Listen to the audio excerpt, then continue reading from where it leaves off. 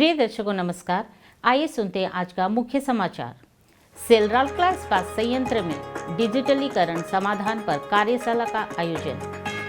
Cell RSP में ठेकेदार जागरूकता कार्यक्रम आयोजित और आरएसपी से विद्युत सुरक्षा एवं भारतीय विद्युत नियम पर कार्यक्रम आयोजित। अब समाचार विस्तार से।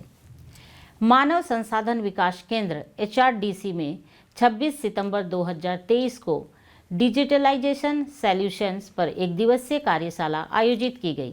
कार्यक्रम का आयोजन मेसर्स सीमेंस इंडिया द्वारा सेल राउरकेला इस्पात संयंत्र RSP के सहयोग से किया गया था। कार्यपालक निर्देशक वर्क्स श्री SR सूर्यवंशी इस अवसर पर मुख्य अतिथि के रूप में उपस्थित हुए और कार्यक्रम उद्घाटन किया।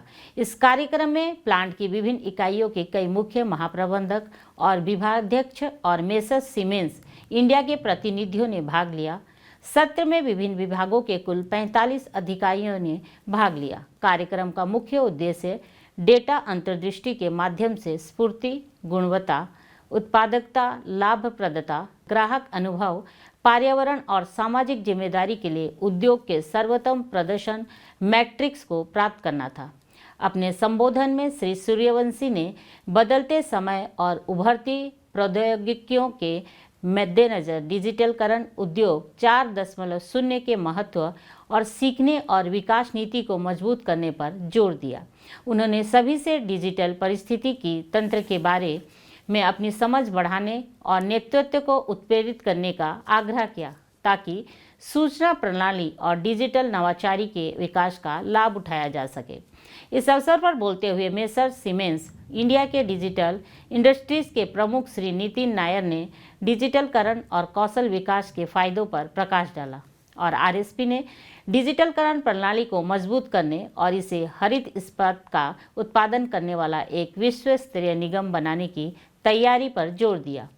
मेसर्स सीमेंस इंडिया के सलाहकार श्री अभिषेक पांडे द्वारा डिजिटलाइजेशन सॉल्यूशंस पहल के अवलोकन पर एक संक्षिप्त प्रस्तुति दी गई।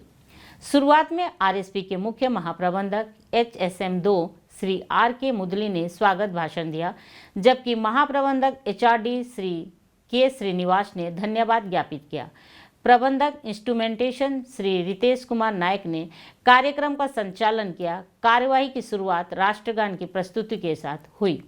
बाद में आयोजित तकनीकी सत्रों में डिजिटल लॉजिस्टिक, प्लांट रखरखाव, औद्योगिक प्रबंधन प्रणाली, AI आधारित पूर्वानुमानित रखरखाव और OT सुरक्षा से संबंधित विषय पर चर्चा की गई। विभिन्न सत्रों का संचालन मेसर्स सीमेंस इंडिया के प्रतिनिधियों श्री सुशील दुबे, पराग राठी, श्री आकाश जोशी, श्री अभिषेक वसु और श्री सुमित राणा द्वारा किया गया। सेल राउरकेला इस्पात संयंत्र के सेंट्रल पावर ट्रेनिंग इंस्टीट्यूट के ऑडिटोरियम में 25 सितंबर 2023 को ESIC के सहयोग से ठेकेदारों के लिए एक जागरूकता सत्र आयोजित किया गया था। कार्यक्रम में विभिन्न विभागों से जुड़े कुल 38 ठेकेदारों, उनके प्रतिनिधियों ने भाग लिया।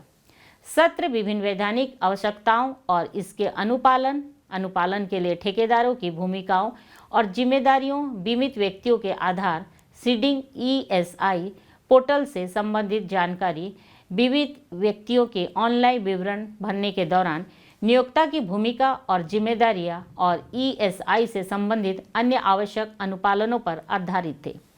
सत्र का उद्देश्य कर्मचारी राज्य बीमा योजना के माध्यम से ठेका श्रमिकों की निश्चितता एवं सुरक्षा जाल को मजबूत करना था, जो बीमारी, चोट या मृत्यु की स्थिति में ठेका श्रमिकों और उनके परिवारों को सामाजिक तथा वित्तीय सुरक्षा और चिकित्सा लाभ प्रदान करता है। ठेकेदारों ने गहरी रुचि दिखाई और विचार विमर्श सत्र में उत्साहपूर्वक भाग लिया, संदेह दूर किए और स्पष्टीकरण मांगे। वैधानिक आवश्यकताओं पर सत्र RSP के वरिष्ठ प्रबंधक कार्मिक श्री CLC सुश्री SM सिंदूर द्वारा किया गया था और ESIC में आधार सीडिंग पर सत्र शाखा प्रबंधक ESI सुश्री जानकी साहू द्वारा किया गया था। कार्यक्रम का संचालन कार्मिक CLC कर्मी समूह द्वारा किया गया। सेल राउरकेला इस्पात संयंत्र के CPTI में 21 से 23 सितंबर 2023 को विद्युत सुरक्षा और भारतीय विद्युत नियमों पर 3 दिवसीय कार्यक्रम आयोजित किया गया था। कार्यक्रम में राउरकेला इस्पात संयंत्र बोकार स्टील लिमिटेड और भिलाई इस्पात संयंत्र के सभी 20 कर्मचारियों ने भाग लिया। भारतीय विद्युत नियमों की मूल बातें और विद्युत उपकरणों की वैज्ञानिक निरीक्षण प्रक्रिया, शटडाउन प्रक्रिया और विद्युत उपकरणों के रखरखाव और उनकी सुरक्षा से संबंधित सुरक्षा नियमों, सुरक्षा उपकरणों के उपयोग और सुरक्षा प्रतीकों के अनुपयोग आदि पर सत्र केंद्रित था। विद्युत संचालन और रखरखाव प्रणालियों में व्यवहारिक सुरक्षा और विद्युत प्रतिष्ठानों में विभिन्न अग्निशमन प्रथाओं को भी शामिल किया गया था। आज के हिंदी समाचार यही समाप्त होता है। नमस्कार।